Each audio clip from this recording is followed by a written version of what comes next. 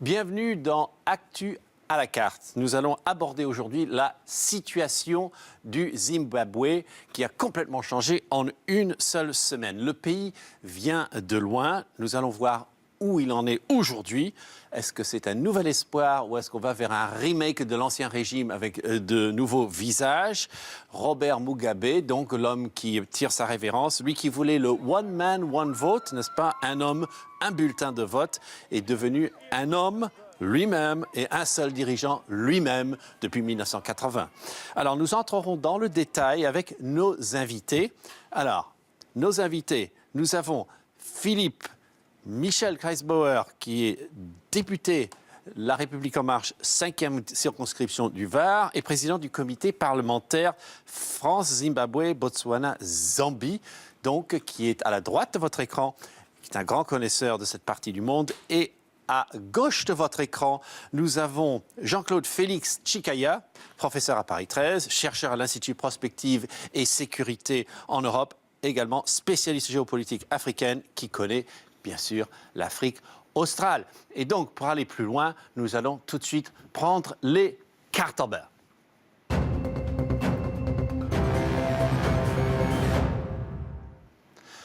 Voici ce qu'était l'Afrique australe il n'y a pas si longtemps.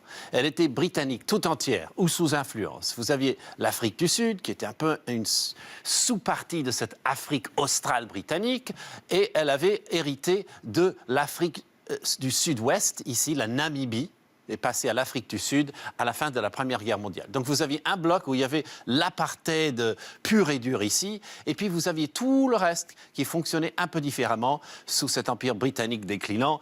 Et tout ceci, c'était la Rhodésie. Rhodésie du Nord, Rhodésie du Sud, le Botswana faisant un peu figure d'exception, et là-bas, l'apartheid a véritablement duré très peu de temps. Et c'est devenu l'Afrique australe moderne. Donc, on a eu toutes ces indépendances, et Zambie qui a coupé complètement avec l'Empire britannique, du moins l'administration britannique en 62, et c'était la fin du pouvoir des colons. Mais ce n'était pas la même histoire dans le reste du pays. Bon, le Botswana a évolué assez vite, mais dans le reste, vous voyez combien on a attendu. Eh bien, c'est le Zimbabwe qui a mis fin à son apartheid à lui, toujours un peu moins dur que celui d'Afrique du Sud, mais quand même, c'était de l'apartheid, séparation raciale, etc., en 1980. Et ensuite, ont suivi la Namibie et enfin l'Afrique du Sud qui a connu la fin de l'apartheid officiellement en 1994 avec l'arrivée de Nelson Mandela au pouvoir. Mais déjà, il y avait au Zimbabwe Robert Mugabe au pouvoir, né en 1924, militant anti-apartheid des origines, avocat, une vie très semblable à celle de Nelson Mandela, 10 ans de prison il a fait. Et ensuite, il est arrivé au pouvoir à la tête de son groupe politique ZANU-PF, qui était politique et militaire, et est devenu tout de suite le Premier ministre. Et il a assez vite dérivé vers une autocratie par stade de plus en plus prononcée. Et il a épousé une certaine Grace en 1996 et elle est devenue un petit peu la bête noire du régime. Donc, pour en revenir à la situation actuelle en profondeur avec nos invités, nous allons mettre carte sur table.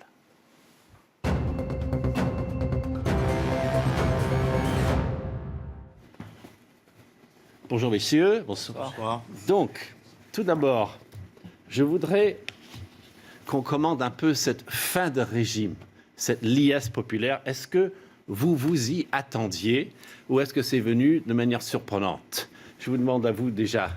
C'est devenu de manière surprenante. On s'y attendait, on l'espérait tous. C'est arrivé d'un coup et on comprend la joie. Et la semaine dernière a été dédiée à cette joie des Zimbabwéens parce que le règne de Mugabe, même s'il avait une légitimité à son début, vous l'avez expliqué dans vos cartes, sur sa guerre de décolonisation, sur ses batailles menées et sa légitimité acquise à ce moment-là, c'est un pouvoir qui s'est maintenu avec un fonctionnement qui s'est enfoncé dans ce qu'il y a de plus sombre. Et heureusement, le peuple vient de se libérer de ce poids. J'espère qu'on va en parler, mais que l'avenir sera radieux et plus démocratique. Bien sûr. Et vous, ça vous a surpris, Monsieur Félix Chikaya? Pas tellement surpris. Pas tellement. On peut dire qu'il y a un esprit entremêlé, hein, comme la population du Zimbabwe. On est content ou satisfait qu'après 37 ans de pouvoir non partagé, hein, qui commençait bien sous de bons auspices, même s'il y a eu quand même une guerre civile tout de suite après l'accession au pouvoir. Oui.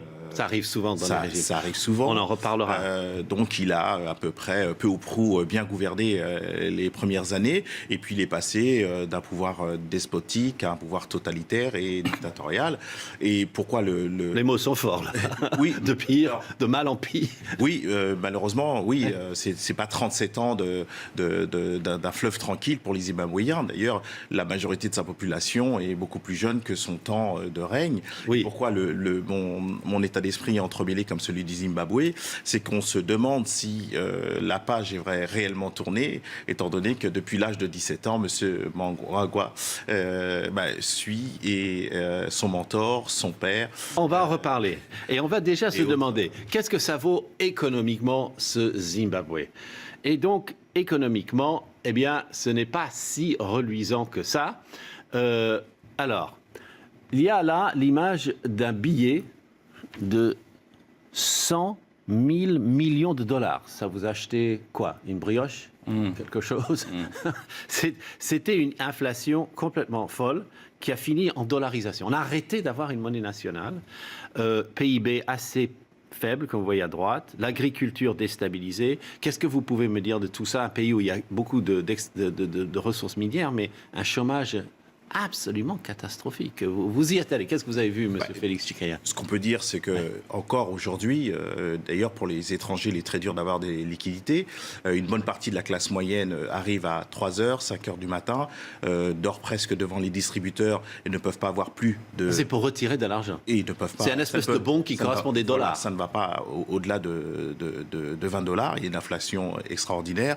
Les 94% de chômage nous disent quelque chose qui est un problème pas seulement situé au Zimbabwe en Afrique, mais donc l'autre partie se débrouille, donc c'est dans l'informel, et sur ce qui reste, 5% travaillent dans la fonction publique. Donc il y a un clientélisme extraordinaire, avec une bonne partie aussi dans l'armée. Donc la plus grande partie de la population du Zimbabwe est dans l'informel. Et hors système. Et hors système, donc sans protection et autres. Donc, c'est ce que vous avez remarqué? Oui, je voudrais compléter parce que vous l'avez dit, la puissance économique et la richesse minière de ce pays, qui a aussi une richesse culturelle énorme.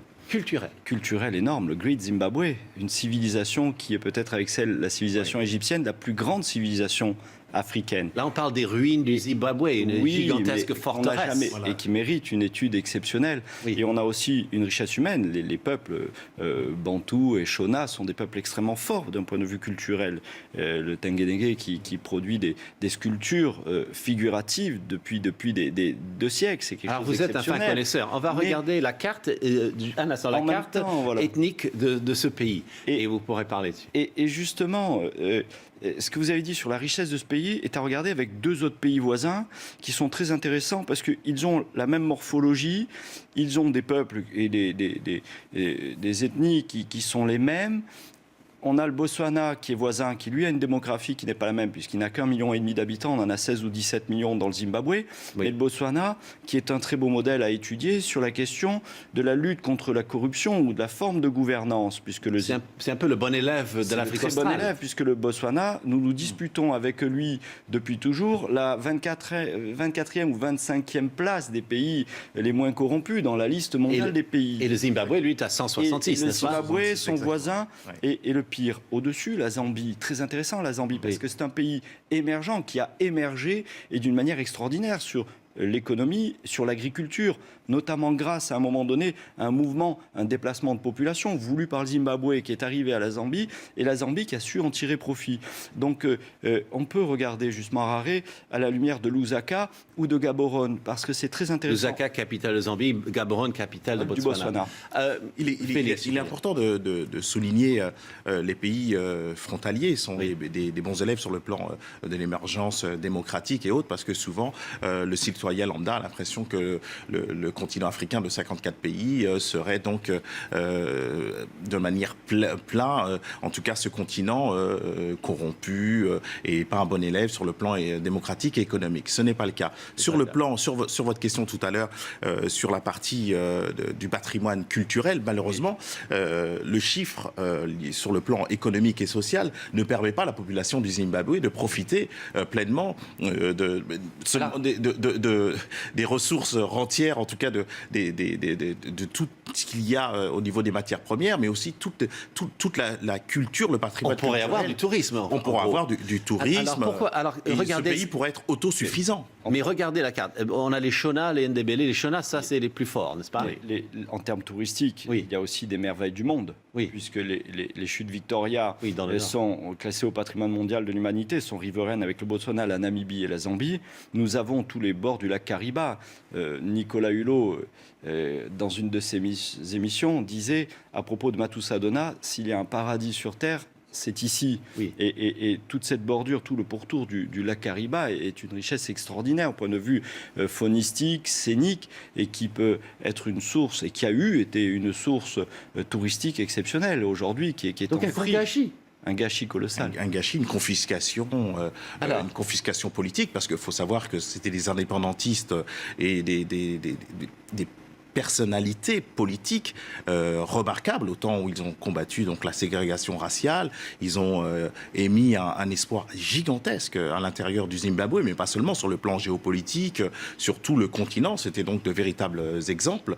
Et malheureusement, il y a une confiscation du pouvoir et de la distribution des richesses. Donc c'est un beau gâchis. Et est-ce que le successeur, qui a été quand même un rude on va partenaire, d'accord. On va y venir, mais je voulais juste attirer notre attention sur la Chine.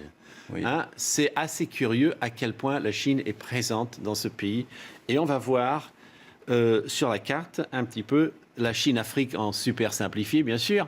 Mais voilà, la Chine commence à entrer. Ça, c'est les pays où il y a véritablement un besoin et une relation particulière avec la Chine. Je crois qu'on peut y rajouter l'Éthiopie aussi. L'Éthiopie, on va le rajouter un jour, je vous promets. Il y a même une base militaire à Djibouti. Il y a du pétrole qui intéresse au Soudan, n'est-ce pas?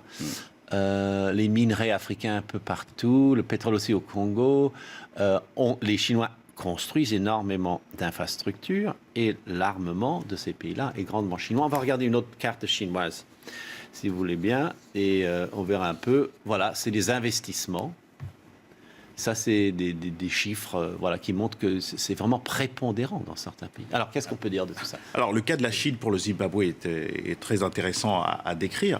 Une très grande partie, si ce n'est la quasi-totalité des gouvernants et des responsables du ZANU-PF, le parti majoritaire au pouvoir au Zimbabwe, a été formé en Chine avec un entremêlement là aussi idéologique, marxiste-léniniste. Formé en Chine. Avec une pensée dite, ce que disait Robert Mugabe, maoïste, un peu anachronique, un peu hors sol.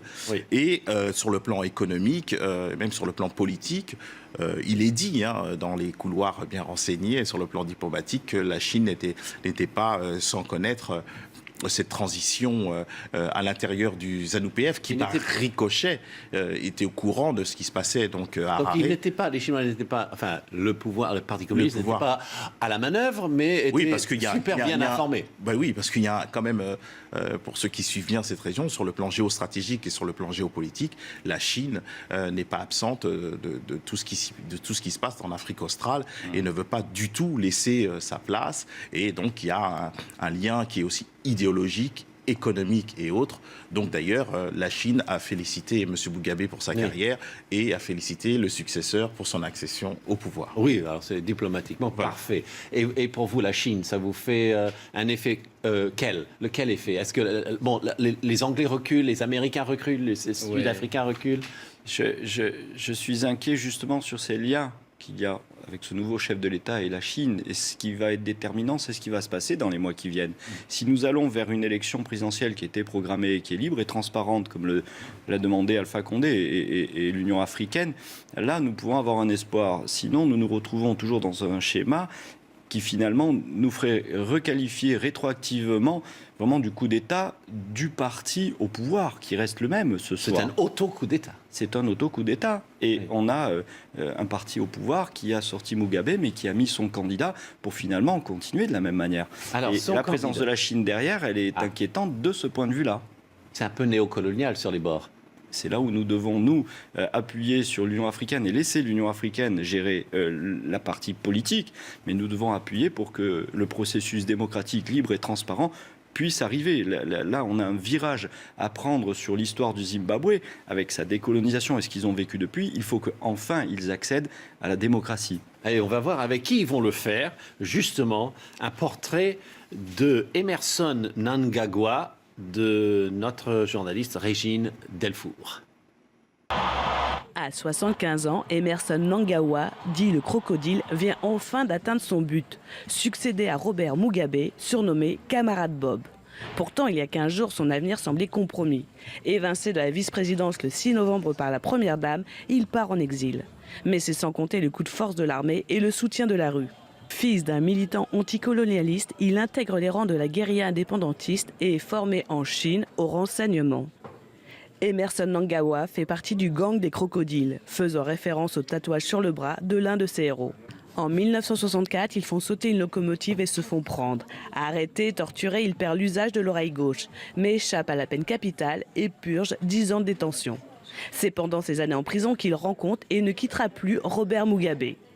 Alors chef de la sécurité nationale, il est à la tête en 1983 d'une des plus sanglantes répressions dans le pays. On parle de 20 000 morts. En 2008, lors des élections présidentielles, il dirige les fraudes et permet à Robert Mugabe de conserver le pouvoir. Ce n'est qu'en 2014 que Mnangagwa accède à la vice-présidence. Emmerson Mnangagwa serait l'un des hommes les plus riches d'un régime critiqué pour sa corruption. Son accession au pouvoir inquiète ceux qui n'ont pas oublié son passé. Vous êtes inquiets, messieurs? Oui. Oui. Bon, vous avez dit d'abord. Oui, inquiet. La précipitation de l'accession au pouvoir de M. Emmerson, on peut dire que c'est un coup de grâce. On peut faire un petit jeu de mots avec l'épouse de M. Mugabe qui s'apprêtait à prendre le pouvoir. Donc aujourd'hui, c'est vrai que la population est contente de ce départ de M. Mugabe, mais ils irritent quand même. Là, le profil de M. Emmerson a été bien fait. Il est plus que rude.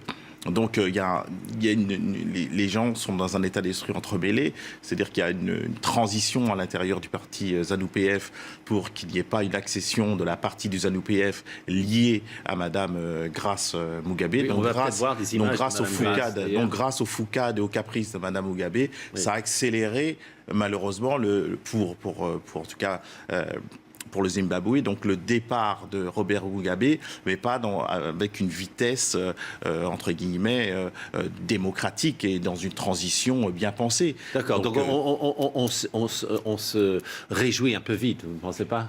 On peut se réjouir, le peuple s'est réjoui du départ de Mugabe, c'est magnifique. Maintenant, nous avons là un président face à un opposant qui est de 10 ans son cadet, Morgan Tsvangirai, qui a été élu, qui avait gagné le premier tour de la présidentielle de 2008 et qui avait dû renoncer au deuxième tour à cause de pression et de violence et d'assassinat. Alors justement, Morgan, on se rappelle de son visage tuméfié. Alors on va regarder le portrait de Morgan. Malheureusement aujourd'hui, il a des problèmes de santé et peut-être est-ce que Mnangagwa bénéficie ou utilise cet aspect, je ne sais pas. Mais la réalité, c'est que nous devons tourner la page de Mugabe et nous devons ouvrir la page d'un scrutin libre et introduisant la démocratie au Zimbabwe. Et je suis un peu craintif. J'étais très optimiste la semaine dernière. Je le suis un peu moins sur la manière dont les choses se sont passées. Mais j'espère que le nouveau président du Zimbabwe sera convoqué des élections et respecter le processus. C'est tout l'enjeu de l'UA. Alors, si il convoque des élections, ce sera donc contre M. Tsvangirai. Oui, alors... Peut-être il a quand même. Il est à droite sur le tableau. Il est malheureusement aux prises avec une grave maladie. Oui, et on l'a tabassé très gravement en prison. Très gravement. Oui, sous les ordres, pense-t-on, de M. Mnangagwa. Exactement. Oui. Donc Donc là, on les voit sur l'image qui se donnent les des élections accolades. sont prévues pour septembre 2018. L'Union européenne, par l'intermédiaire de son président, M. Alpha Condé, demande que les élections soient libres, transparentes et inclusives.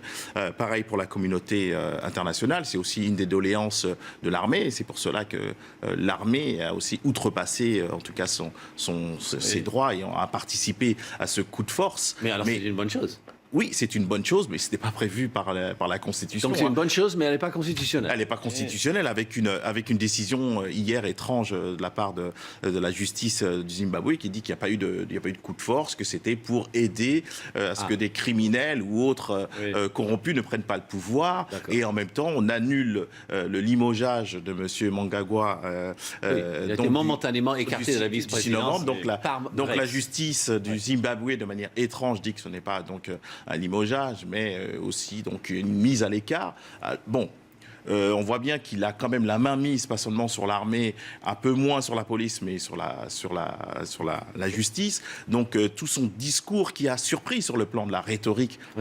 On avait l'habitude d'une rhétorique marxiste-léniniste, un peu anachronique de M. Mugabe. Et là, avant-hier, ça a été donc une rhétorique promettant tout, le retour de l'emploi, la santé pour tous et autres. Vous oui, je suis entièrement d'accord avec ce que vous nous dites. C'est parce que tout l'enjeu du Zimbabwe, comme de l'Afrique aujourd'hui, il repose là sur ces vieilles méthodes. Ce que Morgan Tsvangirai a subi, alors que lui, il avait une légitimité. Il est issu de la classe ouvrière minière, il était syndicaliste. Et ces tortures, ce tabassage, ça renvoie à un très beau papier qu'il y a dans le Monde d'aujourd'hui. Nous en parlions tout à l'heure en aparté, sous la signature de Felwine Sarr et de Achille Mbembe, où il parle de cette pente savonneuse des indignités consenties, qui est un mal qui touche toute l'Afrique et où on a laissé faire des dirigeants, on a laissé faire, où on a été complice. Qui a consenti? Qui consentit? Tout le monde consent. Et quand ils écrivent ce papier, et j'invite chacun à lire cette tribune dans le Monde d'aujourd'hui et de demain, sur le problème tribune qui est consacrée au problème de l'esclavagisme en Libye aujourd'hui, et de ce regard que nous portons tous, ce regard complice, puisque nous fermons les yeux trop de fois sur tout ce qui se passe. Aujourd'hui, il y a une jeunesse qui a grandi, qui est érudite en Afrique et qui mérite d'arriver au pouvoir avec une autre forme de pensée. Je renvoie à nouveau aux travaux d'Alain Mambankou et d'Achille Mbembe et de Felwine Sarr et de beaucoup d'autres sur penser l'Afrique autrement. Aujourd'hui, avec ce qui se passe au Zimbabwe, avec ce qui se passe en Libye, nous devons repenser le continent africain autrement. Nous devons, nous, les aider à repenser. Et la France en particulier. L'Europe. Je préfère parler d'Europe. Ça tombe bien, il y a la conférence, le sommet UE-Afrique qui commence le 29. C'est très important de manière ne pas revenir toujours avec la bannière française, c'est ne pas restaurer une nouvelle forme de France-Afrique. Je préfère l'Europe. L'Europe est plus identifiée, et comme me disait Claude Chesson à l'époque, qui était ministre des Affaires étrangères de François Mitterrand, il avait réussi à faire accepter justement l'aide de l'Europe parce que c'était un interlocuteur essentiel entre les États africains et les États européens. Oui, et sans nettement le passé colonial. Sans passé colonial, l'Europe ne l'a pas. Monsieur Félix. L'Europe, par l'intermédiaire de M. Macron, l'Union européenne et l'Union africaine, ont une occasion extraordinaire, inédite. Changer les rapports entre les uns et les autres. C'est-à-dire qu'il ne peut pas avoir de nouveau monde sans une nouvelle Afrique, sans de nouveaux rapports avec l'Afrique. Les sociétés civiles africaines en avance sur une bonne partie de leurs gouvernants, sauf les bons élèves dont on parlait tout à l'heure en Afrique, qui ont pris le pas et la direction d'une démocratie, d'une économie beaucoup mieux gérée. Mais une bonne partie qui sont au pouvoir, comme ceux qu'on vient de nommer, et décrire leur situation, s'accrochant au pouvoir. Les dictatures gérontocratiques. Si on voit et puis les changements de constitution pour se maintenir au pouvoir. Oui, le bricolage constitutionnel. Voilà, une cour, une corruption et autres. Mais les sociétés civiles en Afrique, notamment, on peut reprendre le Zimbabwe, 83% de la population est allée à l'école il y a des diplômés extraordinairement nombreux, mais 94% de chômage. Donc tout cela, une bonne partie de la population africaine le vit comme une sidération et comme une injustice extraordinaire. Ils ne comprennent pas, depuis des décennies et de moins en moins, que des chefs d'État extérieurs viennent donner quitus et même parfois de l'argent pour, tout en ils savent un petit peu ce qui va se passer avec cet argent. Et malheureusement, ça aide à maintenir un pouvoir dont ils subissent notamment les affres et qui contribuent pour certains à se retrouver sur des chemins de traverse ou sur des radeaux de la Méduse, et ils sont obligés de faire, après des kilomètres et des vicissitudes, de quitter le continent. Vous venez faire le lien entre la corruption, le despotisme et la migration de masse. On va conclure sur ce point-là. Et donc, voilà ce qu'on pouvait dire sur le Zimbabwe en carte et avec nos deux invités. À droite, donc, Philippe Michel Klesbauer, et à gauche, nous avons Jean-Claude Félix Chikaya. Merci, messieurs. Merci. Et donc, à la semaine prochaine. Et tout de suite, l'info continue sur CNews.